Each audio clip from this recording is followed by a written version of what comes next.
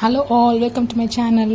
இன்றைக்கி நம்ம ஈஸியாக வீட்லேயே முறுக்கு எப்படி செய்யுதுன்ட்டு பார்க்கலாம். அதுக்கு ஒரு பவுலில் அரிசி மாவு எடுத்துக்கோங்க, கொஞ்சமாக சீரகம் சேர்த்துக்கோங்க, தேவையான அளவு உப்பு, கொஞ்சமாக மிளகாத்தூள், அது கொஞ்சம் டேஸ்ட்டுக்காக தான் கொஞ்சமாக போட்டுக்கோங்க.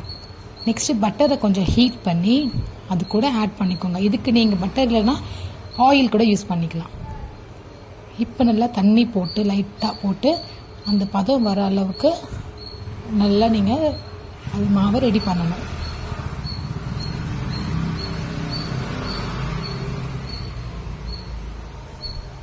இந்த அளவுக்கு இப்போ டச் பண்ணி பாருங்கள், இந்த அளவுக்கு இந்த சாஃப்ட்னஸ் இருக்கணும். அப்போ தான் மாவு உங்களுக்கு ஈஸியாக முறுக்கு பிழியறதுக்கு ஈஸியாக இருக்கும். ஒரு 5 மினிட்ஸ் கொஞ்சம் ரெஸ்ட்டு கொடுத்துருங்க.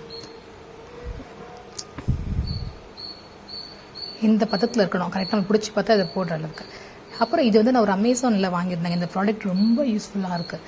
இதில் ஈஸியாக ஒரு கை வலிக்காமல் நீங்கள் முறுக்கு சுடலாம்.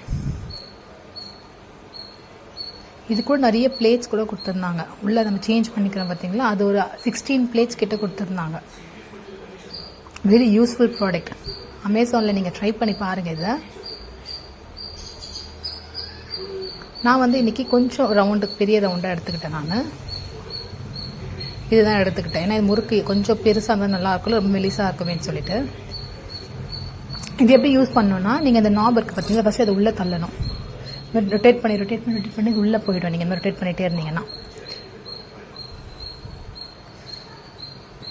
அது நல்லா மேலே அது வர அளவுக்கு நீங்கள் அதை ரொட்டேட் பண்ணிக்கிட்டே இருக்கணும். இப்போது ஃபுல்லாக போயிடுச்சு.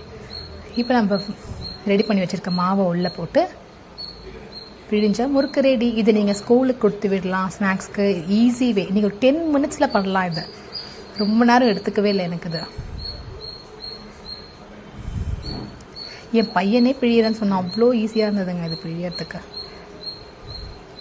நல்லா இப்போ மேலே போட்டு க்ளோஸ் பண்ணிவிடுங்க. நீங்கள் டைரெக்டாக நீங்கள் ஆயிலில் பண்ணுறதாலும் பண்ணலாம், ஆனால் நான் ஒரு கரண்டியில் தான் பண்ணலான்னு சொல்லிட்டு வச்சுருந்தேன். இப்போ ஹீட் பண்ணிக்கோங்க, ஆயில் நல்லா ஹீட் பண்ணிக்கோங்க. இந்த மாதிரி ஒரு கரண்டி வச்சு அதில் ஃபஸ்ட்டு போட்டுட்டு அதுக்கப்புறமா எண்ணெயில் போட்டுடுங்க. ஈஸியாக இருந்தது. நீங்கள் டைரெக்டாக உங்களுக்கு முடியும்னாலும் நீங்கள் டைரெக்டாகவும் பண்ணலாம். எனக்கு இது ஈஸி வேயாக வந்தது. இந்த பாருங்கள், நம்மளோட நல்ல முறுக்கு ரெடி. தேங்க்யூ.